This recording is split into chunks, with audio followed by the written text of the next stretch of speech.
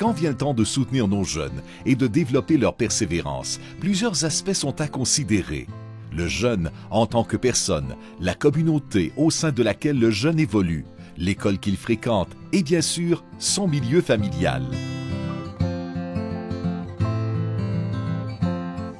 La participation des parents et de la famille auprès de l'enfant, ça fait en sorte qu'il se sent considéré, qu'il se sent soutenu, que l'enfant comprend toute l'importance de ce qu'il vit à l'école et de ce qui se passe à l'intérieur de l'école. Les parents peuvent s'impliquer de différentes façons. Ça peut passer par une participation au conseil d'établissement, aux assemblées générales d'école. Ça peut aussi être en étant présent lors des rencontres de parents à l'intérieur des différentes classes. Ça peut aussi être en étant présent lors des rencontres de plan d'intervention pour les enfants qui en ont un. Et tout ça, c'est les premières rencontres formelles scolaires proposées lorsque votre enfant va arriver à l'école.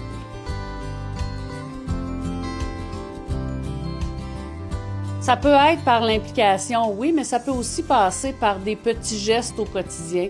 Accueillir son enfant à la fin de la journée, ouvrir avec lui son sac pour voir qu'est-ce qu'il y a à l'intérieur, regarder l'agenda, le signer si c'est nécessaire, questionner notre enfant sur sa journée, ce qui s'est passé, ce qu'il a fait, son bon moment, son moins bon moment, l'accompagner dans ses devoirs, ses leçons. On peut aussi être présent comme parent dans les sorties scolaires, faire du bénévolat ou être présent pour les activités parascolaires. Tout ça, ça fait en sorte qu'on soutient la persévérance et le cheminement de notre enfant. Et ça peut se vivre du préscolaire jusqu'au secondaire. Ça donne l'intérêt à l'enfant, puis ça lui permet aussi de réaliser à quel point c'est important si ses parents y accordent de l'importance aussi. Ça permet à l'enfant de maintenir une attention particulière sur son cheminement, puis sur les gains qu'il peut faire à l'école.